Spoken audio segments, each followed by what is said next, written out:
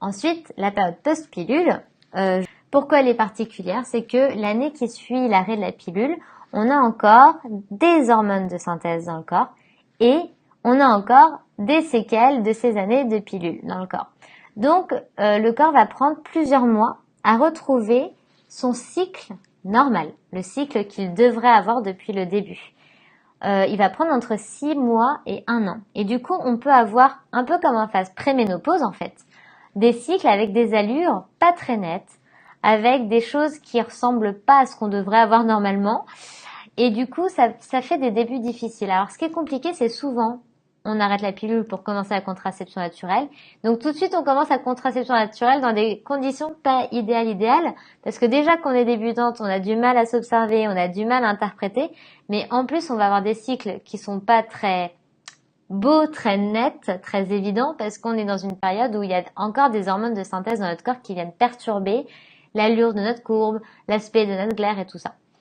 Donc, je vous ai mis en fait comme effet par exemple de la pilule, c'est que le col cervical est abîmé et du coup on peut avoir du mal à observer notre glaire cervicale. Donc, moi qui vous conseille tout le temps d'observer votre glaire à la vulve ou aux toilettes, peut-être que si vous venez d'arrêter la pilule, les 6 premiers mois vous allez rien voir et que vous serez obligé d'aller faire en autopalpation au niveau du col.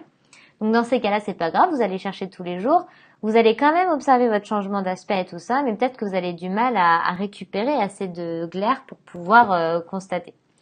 Ça peut être un effet de la pilule, mais après ça revient et mois après mois, vous resécrétez des belles cryptes cervicales, vous redéveloppez vos cryptes et du coup la qualité de la glaire et la quantité de la glaire revient comme elle devrait être.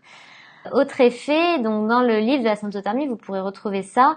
On conseille en symptothermie, quand on démarre, d'attendre plus 4 températures hautes que 3 températures hautes, parce que c'est vrai que les hormones, ça peut bousculer le corps.